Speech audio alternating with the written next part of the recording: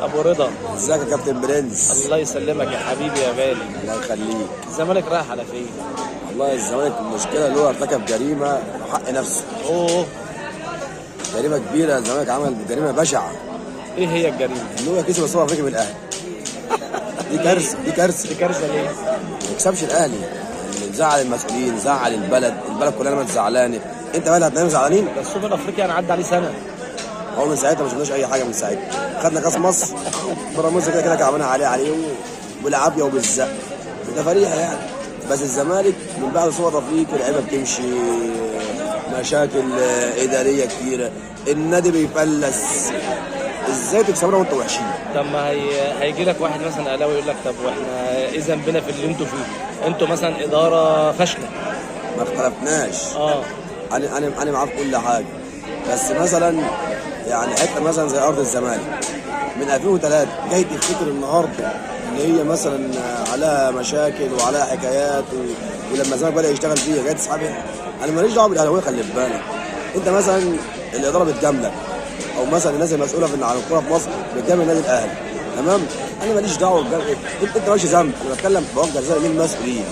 مش معنى نادي الزمالك اللي دايما فيه مشاكل. هل الدوله او وزاره الشباب والرياضه مش قادره تجيب حد يدير نادي الزمالك زي ما اداره الاهلي، زي مثلا النادي الاهلي ما بيتضرب؟ مش معنى كل شويه تغيير مجالس اداره، مش معنى كل شويه انتخابات، مش معنى كل شويه وقف القيد. الناس دي يا عم حسين لبيب ده حرامي، والرضا منصور حرامي. انت مش قادر تجيب واحد يبقى عليه رقابه، او تعمل له لجنه مثلا، لجنه تحاسب الاداره وتنجح النادي. هو دي نادي دوله، نادي حكومه، انت حطك عليه. هو انت بتقدر بس تشيل مجالس الاداره وتعمل مشاكل في النادي وتسحب الارض زي ما انت تقدر تعمل الحاجات ديت، تقدر تحاسب الناس ديت. ماليش دعوه بالنادي الاهلي، خلي بالك. انا بتكلم على مشاكل نادي الزمالك، مشاكل ذات نفسها.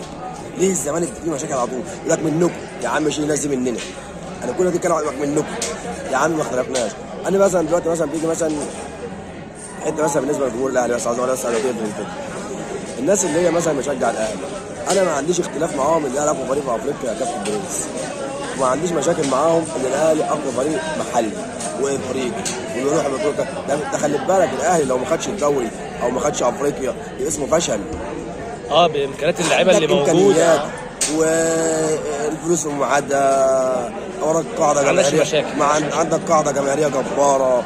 ده كفايه ان فكري والحضري واكرامي بيشجعوه يعني. لا، ده اكرامي دي ماشي بمبدا خالف تعرف. بص، اكرامي ليه حلقه ثانيه. ماشي. ده احنا هنسلخك يا اكرامي انت وفكري. ماشي. احنا هنسيبكم؟ لا بس هم ده احنا خلصنا الانتخابات وبص جاي للوك. عارف الاهلاويه يا برنس معظمهم والله اصدقائي، يعني انا اللي بتعامل معاهم يعني صعبين عليا والله. ليه؟ بسبب انتمائهم للاهلي وحبهم للاهلي بيدافع عن الباطل. ده اكبر نصيب. حسبي يا الله عم صلي بينا على النبي. انت حب الاهلي زي ما انت عاوز تحب الاهلي، شجع الاهلي. بس لما تلاقي فيه غلط قول دي غلط ودي صح، دي غلط دي صح. طب ما هو بالنسبه له بس ما فيش غلط. لا، هو مش بالنسبه له هو. يعني الغلط اللي انت شايفه غلط هو بالنسبه له مش غلط. لا انا مثلا اجي اقول لك على حاجه. ماتش سيراميكا دوت مثلا في ضربه جزاء، قاعد القانون مش القانون، والكوره في رجل جايه رجل جنج والكلام من يا عم ما اختلفناش، كلامك صح. طب لو في الدوري لو اتحسبت للاهلي هتقول يا خدت بنته حرام ولا هتدافع عن الحكم ساعتها؟ ماشي، احنا بس كده كنا بعدينهم بالفيديو ده عشان نعرفوا ان الحلقات جايه. وهيسمى ايه البرنامج؟ زمالكنا اللي مجننا. مش عايزين حد من الاهلاويه. ريحوني. احسن. ده احنا هنسلخكم يا فكري.